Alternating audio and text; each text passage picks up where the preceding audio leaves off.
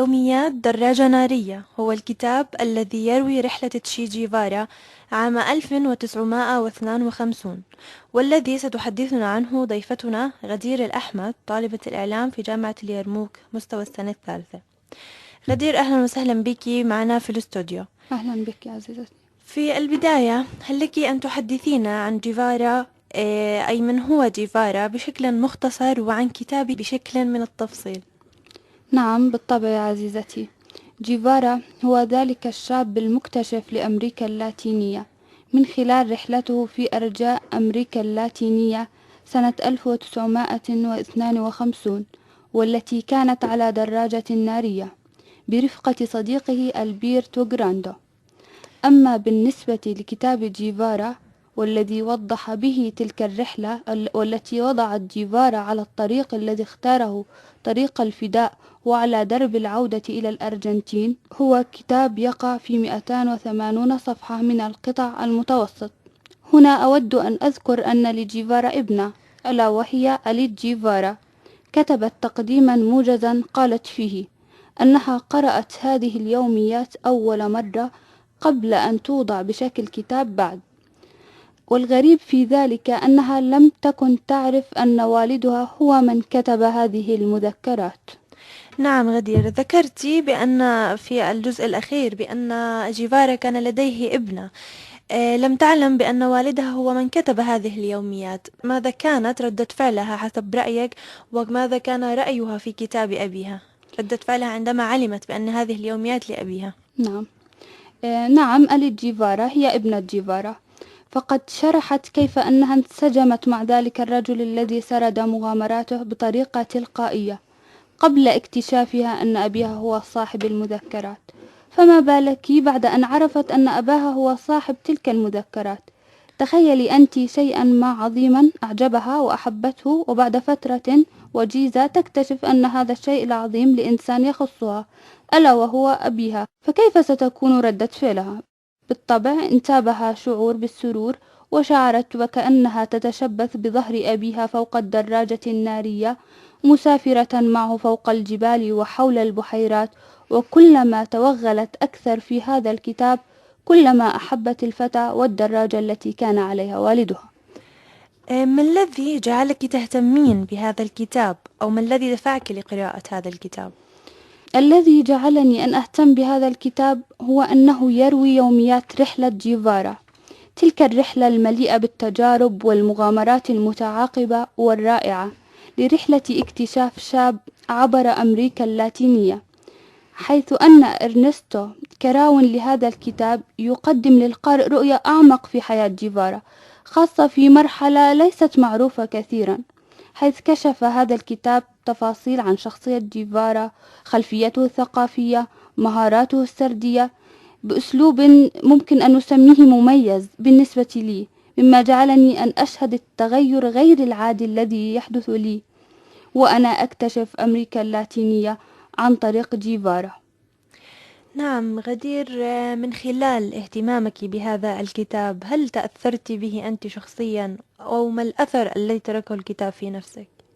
نعم، لا أخفي عليك أنني تأثرت به، بالطبع تأثرت بما قرأت، ذلك أن يوميات جيفارا يطبعها سحر خاص بالنسبة لي، فهي شخصية ملأت القرن العشرين وفاضت أطيافها، فهو مثال الإنسان المكافح المضيء بكل الأزمنة، حيث أن اليوميات التي كتبها جيفارا خلال رحلته في أرجاء أمريكا اللاتينية وعلى دراجة نارية كانت البوابة التي صهرت روحه النقية ومزجتها بآلام شعوب القارة المنهوبة، فهو مثال الكفاح والإبداع بالنسبة لي، فجيفارا يستحق بالفعل أن يسمى نذير التاريخ الجديد لأمريكا. نعم، لنذهب قليلا مع الفاصل.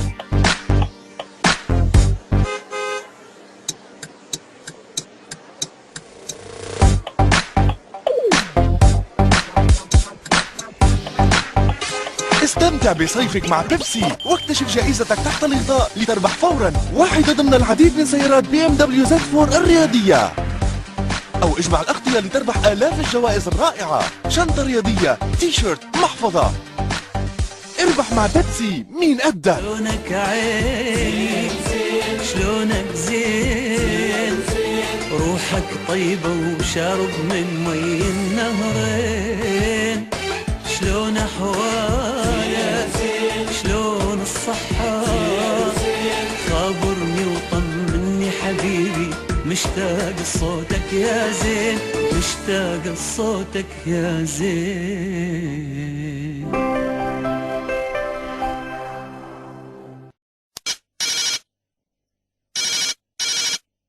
الو الو، شلونك عيني شلونك زين، روحك طيبة وشرب من مي النهرين، شلونك عيني شلونك زين، روحك طيبة وشرب من مي النهرين، شلون أحوالك شلون الصحة، شلون أحوالك شلون الصحة، خابرني وطمني حبيبي، مشتاق لصوتك يا زين، مشتاق لصوتك يا زين.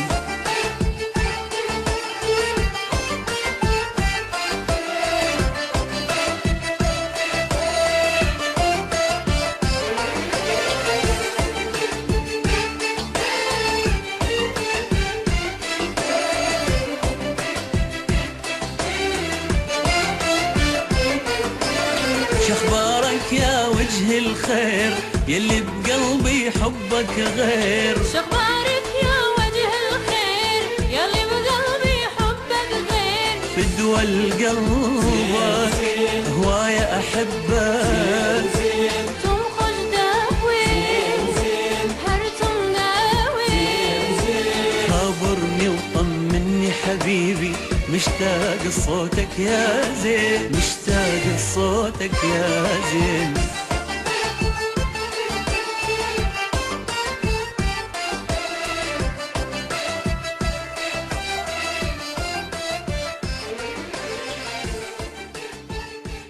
لماذا دون جيفارا يومياته في كتاب أطلق عليه اسم يوميات دراجة نارية؟ أو ما الذي يريده جيفارا من تدوينه لهذه اليوميات؟ باعتقادي أنه دون يومياته باسم يوميات دراجة نارية تعبيرا عن نفسه التي تهوى الترحال، بل أن مصيرها هو الترحال. أما الذي أراد إيصاله من خلال هذه اليوميات لا، بل باعتقادي أنه قام بإيصاله هو أنه لم يرغب في فهم العالم فحسب، وإنما رغب أساسا في تغيير هذا العالم. كانت مغامرة جيفارا وصديقه على دراجة نارية، أليس ذلك بالعجيب؟ كيف استطاعا أن يطوفا القارة الأمريكية اللاتينية على دراجة نارية؟ نعم، هذه المغامرة وعلى دراجة نارية بالطبع تعتبر بالأمر العجيب بالنسبة للناس أجمعين، لكن استهواء نفس جيفارا وحبها برغبتها في الاكتشاف والتغيير جعلت الأمر بالنسبة له وكأنه شيء عادي، ذلك أن تلك النفس هي التي تطلب الترحال كما قلت لك في البداية. أما بالنسبة لقيامه هو وصاحبه ألبرتو جراندو بالطواف في جميع أنحاء القارة الأمريكية اللاتينية، فهو مبدأ استهواء مع المجازفة ممكن أن أقول والمغامرة، فقد كان ينتابهما الشعور غير العادي الذي يحدث لهم وهم يكتشفان أمريكا اللاتينية، ويلج إلى صميم قلبهم ويطورا حسا متناميا بهوية أمريكا اللاتينية تجعلهما يكتشفان تاريخا جديدا لأمريكا. فاكتشاف المجهول ليس بالأمر السهل، لكن بالاستهواء وحب المغامرة يتحقق المستحيل كما أرى. نعم.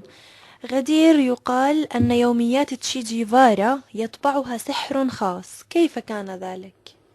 نعم بالطبع، كما قلت لك أن يوميات وشخصيات جيفارا يطبعها سحر خاص، ذلك لأنها شخصية ملأت القرن العشرين، وقد قلت ذلك حيث أنها فاضت أطيافها على الألفية الثالثة، فهو مثال الإنسان المكافح المضيء لكل الأزمنة.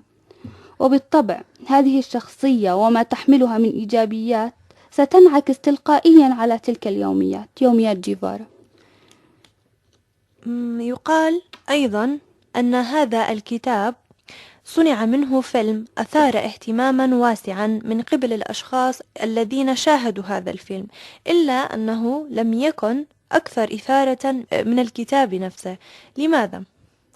نعم، لقد صنع من هذا الكتاب فيلما أثار اهتماما واسعا كما تحدثت، لكن هذا الفيلم ليس أكثر متعة من الكتاب نفسه الذي وضعه جيفارا.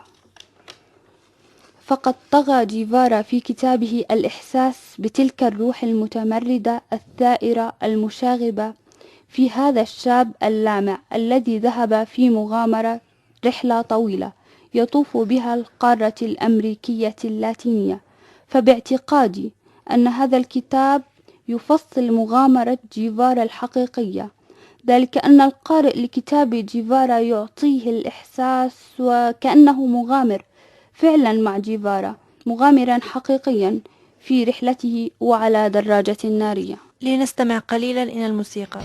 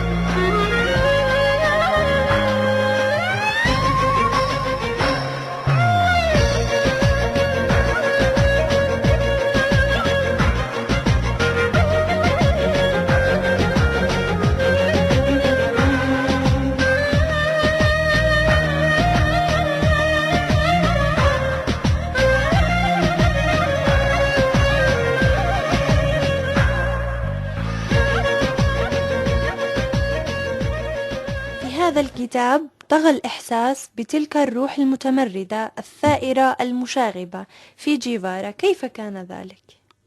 نعم، طغى الإحساس بتلك الروح المتمردة الثائرة المشاغبة في جيفارا، وقد قلت ذلك. فجيفارا مثالا للشاب اللامع الممكن أن أقول عنه، الذي ذهب في مغامرة رحلة طويلة يطوف بها القارة الأمريكية اللاتينية مع صديقه ألبرتو جراندو، حيث أعد دراجة نارية. ومن الشرح الموجود في الكتاب كانت هذه الدراجة كما يقال متهالكة وقديمة، ولكن ومع ذلك فقد عزما على القيام بتلك المغامرة، مأخوذين بتلك الروح التي تستهويها حب الاكتشاف، لا بل والعزم على المغامرة.